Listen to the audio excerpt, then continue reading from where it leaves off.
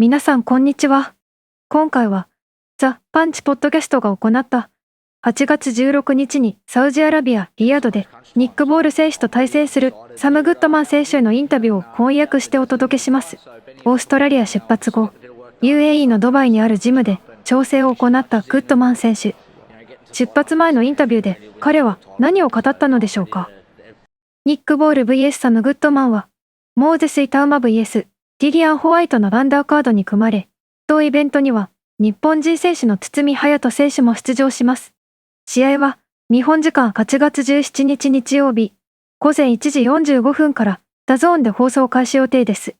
なお、ダゾーンによると、年間サブスクリプションを契約すれば、米国を除き、ペーパービューを購入せずに視聴できるとのことです。それでは、インタビューの方を見ていきましょう。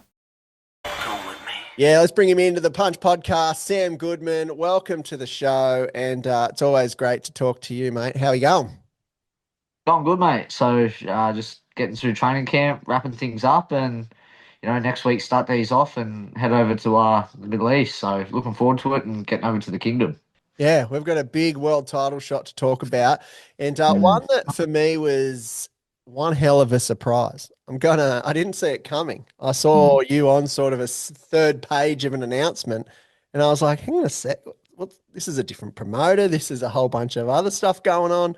And then all of a sudden, an awesome opportunity. Is this why you're taking this fight? Oh, absolutely. Well, I really didn't know where my next move was going to be. After the last one, it looked like I was getting shut out of the picture, sort of at super bantamweight, and it's not an easy weight for me to make as well. So inevitably I was going to end up going up as well, and this opportunity presented itself, and it was the best route to a world title, and I've said it from the beginning. That's what I want to do. I want to win world titles, and this was the best route to get to one, and like I said, all the avenues towards Inoue looked, he's already got his path sort of planned, and it looked like I was on the outer a bit. So this opportunity got presented itself, and you said it was a shock to you. It was a shock to me as well. Like, I think the day before, me and my coach read something that he was fighting Luis Nery. Like, oh yeah, that'll be a good fight, rah rah rah. And then the next day we've got a phone call. We're like, fucking let's go. So it was it was a bit of a shock, but mate, a blessing. Yeah, so for those that aren't up to speed, Sam Goodman's about to touch down in Riyadh, Saudi Arabia to fight for the WBA featherweight world title against Nick Ball, who is a little meatball, and he's got some hard fists on him. He doesn't mind throwing them at you too, which I'm sure you've been preparing for. But yeah, I think that surprise, where did it come from? His team, do you think, or Queensbury, or what? No idea, really. I got a phone call. We picked up, and they said, they discussed the fight, and we said absolutely. Like I said, it was the best avenue and the quickest avenue towards a world title, and a massive scalp as well in Nick Ball. So he's a good fighter. He's just, one of the top guys coming out of England at the moment, and to beat him, it's another fight that just propels my career forward. So look, it's one that I'm excited to get, and I'm excited to beat this man. So look, I'm not going over there for anything else other than coming back with that strap. It's purely a hit and run mission. Get over there, get the belt, and bring it back home. Yeah, good. I was watching some of his highlights. He's an animal, and a different style of fighter than what you've ever faced, I would say. I don't know anyone that's pretty much just gone in to clearly take your head off. Have you had that before? I'm not sure. You know what? I think we've got some real good sparring. That's to be honest, for this fight, I think it's some of the most like like I said, the only thing is that I'd say about the sparring is he's probably even shorter than the guys that I've got in for sparring. But I've had a very good look coming at me and multiple different guys as well. Bringing a sort of a bit of a frantic and a bit of a wild sort of style at me. So it's been the work I've been getting is very very good. And look, he does present a unique challenge. It works for him. He's very good at it for a reason. It's got him to where he's gotten. But look, it's a fight I definitely think I can win. There's many ways for me to win this fight. So yeah, I don't see it as a problem. I see it as a lot of opportunities and a lot of ways for me to win this fight. Yeah, it's definitely winnable, and that's why I think the exciting thing is we've got an Aussie in a world title in Riyadh, Saudi Arabia, and it's not a lamb to the slaughter. This is a genuine world title challenger. I think They're all fucking winnable, brother. They're all winnable. Don't when let you're these in the people ring, tell they you they're not are. all beatable. Yeah, They're all beatable. But you interesting. know Yeah, that and you've said that. You've said that no about one's Inoue. unbeatable. Absolutely. So Said about yourself. everyone, like you don't put these motherfuckers on pedestals. I'm sick of people doing it. Very good. There's very good fighters out there, yes, but any given day, it's elite sport. Any given day, anyone can get beat. Absolutely. It's not even like it's not even like a Buster Douglas, Mike Tyson surprise. It's you're also the No, number one ranked super bantamweight in the world. You've been this yeah, obese dick to in a way. If it wasn't there, you'd already have that. So it's not like it's a surprise that you're getting this. It's just awesome. no. It's And that's what's like I great. said, the opportunity was a bit of a shock, but I'm ready for it, man. It's like I said, it's these opportunities. It's the reason I got into this sport was world titles, and man, this is my opportunity. I'm not fucking leaving that desert without a WBA world title, man. It's you know I'm fucking ready. I put myself through hell and back, and I'm ready to go do this. Unreal. My sort of take on how he'll come out will be bull out of a gate. Think Cambosis Tiafimo, Yeah. where he sort of came out and then it'll sort of settle. Is that what you're sort of planning for? Is that how you see it? Look, he's got that in him. Yeah, he's got that in him where he does bring the pace, and but I don't know. I think there's multiple ways for him to approach the fight. I think whether he tries to work his way into the fight, or whether he comes out and he thinks he's going to make a statement, he's overlooking me or whatever. I'm not really too concerned about what overthinking about what he's going to do. I know what he's good at, and I know what I've got to be wary of, and it's about dealing with that as best as possible early on, and working my way into the fight. So that's where my head's at. It's not looking anything past that, and it's just about going in and executing and doing what I do well. That's what I can control, and that's what I'm worried about. I've seen maybe your last even 5 or 6. I've seen you on weigh-in day, and you did say that you do struggle to make the weight at super bantam.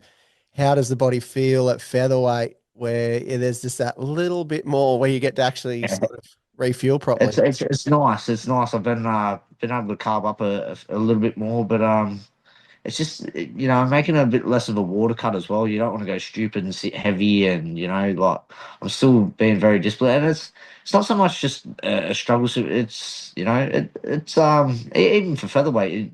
I've started 10 weeks out. Being super on it with all my nutrition. If I'm not, I won't make featherweight. It's the same thing, the same process. I'm not changing it all around. Now when I'm in the position I'm in now, so it's I'm following the same protocols. It's just, maybe a little bit more food, and a little bit less of a water cut. Does that forfeit your super bantamweight rankings? Because I think I've seen you sort of come off those already. Yeah. I think so. I think so. Um, yeah, I'd imagine it would. Who gives a shit when you're the WBA world champion, eh? At featherweight.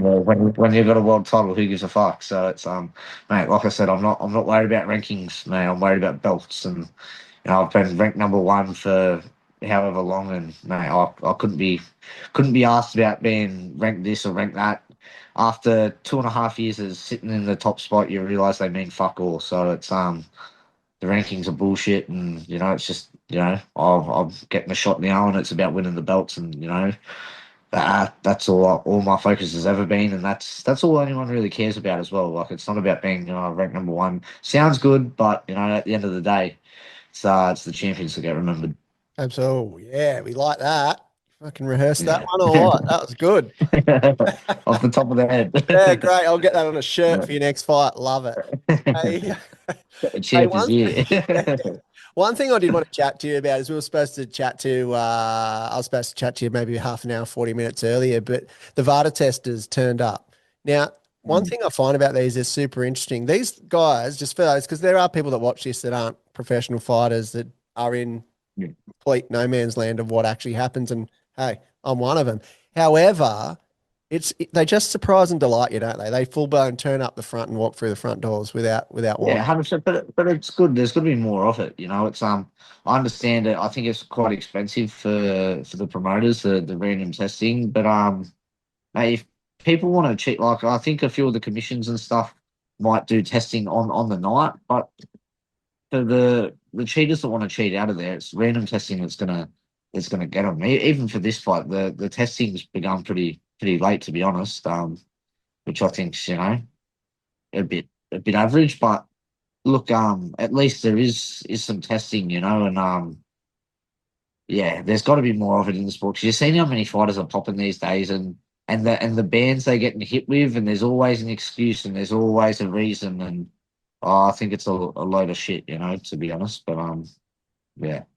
So is it you cooling down at training, you turn around and there's two guys in white jackets and a little cup going, Sam, Not white jackets. He's usually got a little blue outfit on and oh, little blue polo or something. And then there's usually a pathology lady as well that comes and takes blood. So it's blood and urine. And yeah, before the Inoue fight, I got tested about like that. That was pretty like I was good. I got tested about six times or 7 times.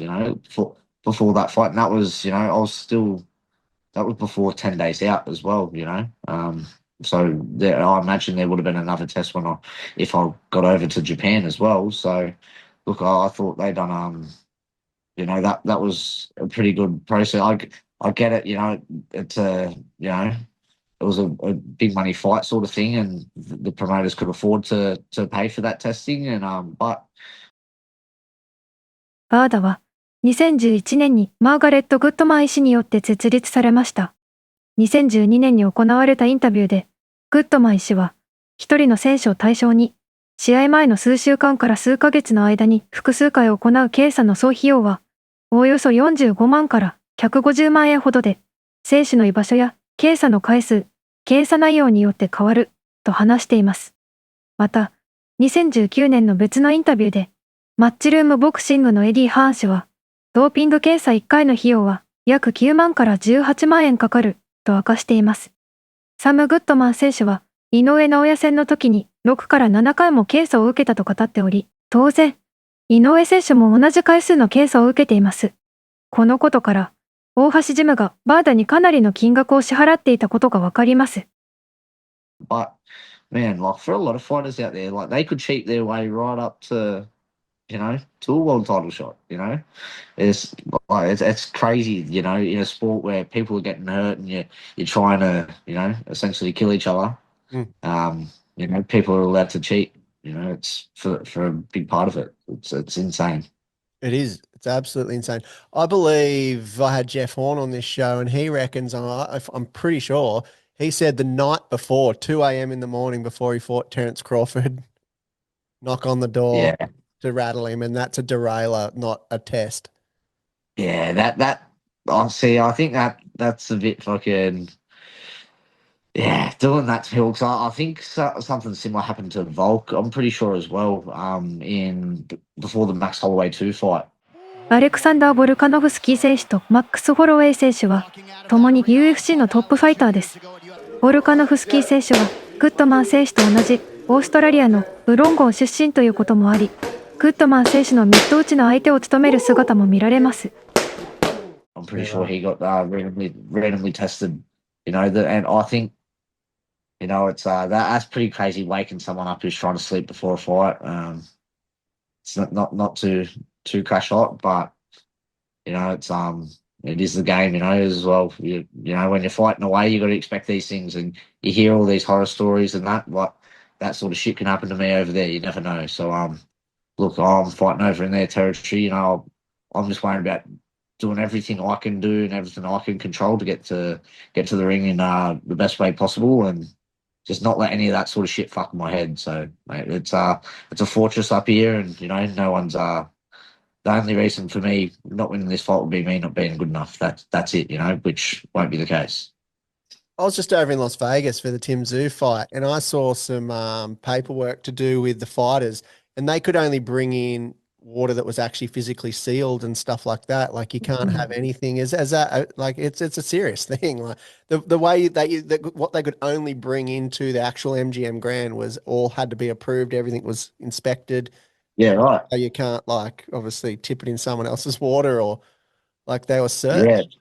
Yeah. I haven't I haven't seen any of that. Like I said, I haven't fought over in Vegas or anything. But like you do hear like stories and like I don't know whether it comes from camps or whatever when someone does pop and they've got an excuse for this reason or that reason. But you can see why all that sort of shit happens when so many fighters do Mm. test positive. So it's it's crazy, but it's definitely out there. Yeah, so Ben Damon was telling me when they were away with Daniel Geale, they went down the shop and bought their own water, all that sort of stuff to Yeah, make oh, sure they 100%. carefully. You've Yeah, got to do all that stuff and make sure. I think you do all that when you're fighting away, anyways. You don't trust anything, and you make sure really look after yourself and not take silly chances like that. yeah, It's that's all crazy stuff that can happen. And even I remember there was a thing with Fennec blowing up with, when he was coaching Denny Green after it might have been the Marcus Bayer fight, and it used to be on an old documentary, and there was something dodgy going on with the drug testing beakers not being sealed, and ベン・デーモン氏はオーストラリアの著名なテレビ司会者であり、スポーツジャーナリストです。ボクシング中継やイベントの司会としても知られ、サム・グッドマン選手がメインを務めるボクシングイベントでもたびたび司会を担当しています。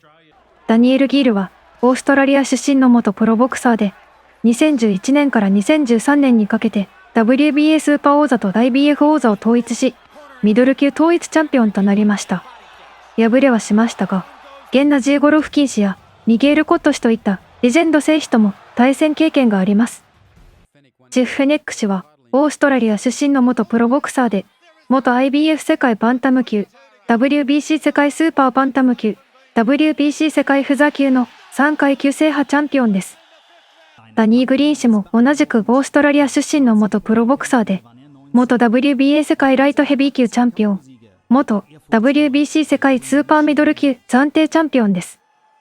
マルクス・バイエル氏はドイツ出身の元プロボクサーで WBC スーパーミドル級王座を複数回獲得した経歴があります。グリーン氏とは2003年と2005年に2度対戦し、いずれも勝利しています。it was actually a similar one after my fight with Aleem. They came in and wanted me to piss into these beakers, and they weren't even sealed, not in packets. I'm like, mate, we're not going anywhere near that. Like and they just went, all right, sweet, like, and walked out. Like fuck, like how red hot this? This is the Gold Coast, like, so there's some weird shit that goes on, but just gotta be careful and have good people around you that that'll look out for you as well. absolutely. Yeah, it's a side we don't see. That's why when I saw that it was happening, I'm like, that's a bizarre world. Now this is your first fight out of the country, properly, isn't it? Is that right? According to Yeah. Since the amateur, yeah, it is. Yeah. How are you feeling about that? Because things will be a little different this time.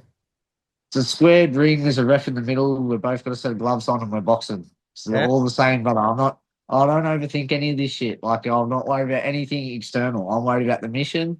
Yep. That is it. But it's the same in every fight. I'm not worried about where it is, who it is. It's about me doing my thing, getting in there and beating another man. And that's essentially all it is. And it's just for the the big one. It's the one I've got to win. So that's the only difference, really. It's just it's another fight I've got to win. It's very, very similar approach I've had to all my fights headspace wise. I'm not looking at it. I'm going into you are going into it's not necessarily his home, but it's his promotion and stuff like that. I'm not worried about all that external bullshit. It's up to me to do my job, do it the best I can. I do that. It'll bring the result. So that's all I'm after. As always, when you're the A side, people are talking to you about what's next, which he seems to be copping a bit of in a way. So you get to go in there for that hit and run mission, like you said. Yeah, 100%. Like it's I find it's crazy. Like I got asked the other day about doing an interview about like as well in the angle they wanted to work was like after winning this fight aiming for an Inoue shot. I'm like, fuck, like, can you just look at the fight in front, like in front of every fight of my career? It feels like it's always the next one. I'm like, fuck, like, Yeah. and I've never been like that. I've never looked at fighting like that, and it's crazy. I think it's just all talk, and it's all for bites. Everyone, a bit of clickbait, I think, but yeah. Each to their own. Like I said, I'm worried about me and worried about what I'm going to do. Yeah, I understand it from our side, but sometimes Yeah. when it's a world title for you and it's not in a way, now I wouldn't have Yeah. mentioned that. I tried to get you on to talk about drug cheats if you want to go through that. That'd be great. There's a few of them. We can be here a while. Yeah, good. But yeah, that's the thing. Let's say Nick Ball was to fight Inoue instead of you, who wins that fight? Think in a way. Beats Nick Ball. Better fighter. Better fighter. It's more strings to his bow. More strings to his bow. But he does get hurt, Like I said, I wouldn't write Nick Ball off either, so gun to my head, I'm saying that in a way, but it's a good fight. But look, there'll be throwing my name back in the hat after I beat Nick Ball. So, it's I think there's a rematch clause anyway, so I might have to fight this guy twice. So Is that it's, true? A lot of people deny those. I'm pretty sure there is. So we'll wait and see. We'll wait and see. We'll worry about one at a time, and beat him the first time well enough, and we'll worry about what's next. If that clause gets activated, do you get to call where it is? Because Nick Ball back in Australia could be a bit of fun. We don't know. I'm not too sure. Not too sure. So Let me bash him first. I think it might be another Queensbury show. So I'm not too sure. Yeah, sweet. Well, that's good. Mate, we're looking forward to it. It's August 16 in Riyadh. Now, this is going to be Sunday morning, which is going to be awesome. DAZN, you can get to watch it. The other thing I was thinking of is Riyadh and Saudi Arabia, very respectful place. The Mad Bunch, are they game enough to roll into Saudi Arabia and There's a couple, to potentially be honest. do life in prison? To be honest, yeah, I think there's 50 lashings and that for getting on the drink. So the ones that are coming over will have to behave themselves. But look, it was after stinging people on the first few overseas trips, like I was meant to do Vegas, Japan twice. It's probably going to be a bit more of a mellow crowd this time. But yeah, and especially being in Saudi as well. Everyone will be on their best behaviour. So yeah, it's all respect. How good. We might get someone in trouble after just to see. Think one of my mates, we might get him 50 lashings just for a laugh. So Absolutely.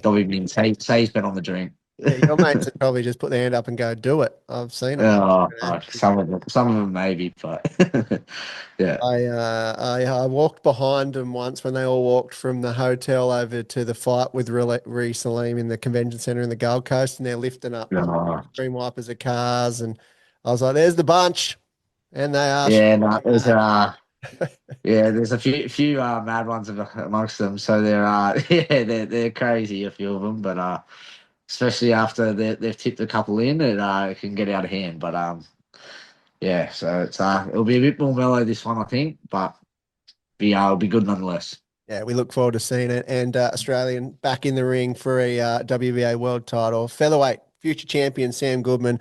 And we look forward to seeing you holding that belt up, bringing it back. And then, mate, you were there. You're exactly where you wanted to be. This is the one that, since you've been lacing a glove, you want it. You want the belts, like you've said. That's all you want. And this is your opportunity. And I mean, a little while ago, you could see it in your eyes. There's no plan B on this one.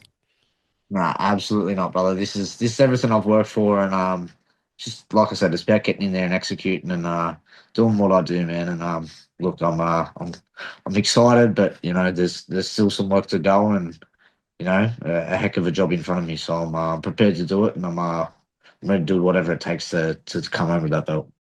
We will switch gears. We're gonna stick with the same card, but we're gonna go from the heavyweights to the featherweights. And one of your favorite fighters and one of the most fan-friendly fighters to watch, WBA featherweight champion Nick Ball defending his title against Sam Goodman. Now, we know what Nick Ball brings. He's relentless, he brings pressure, and he doesn't stop.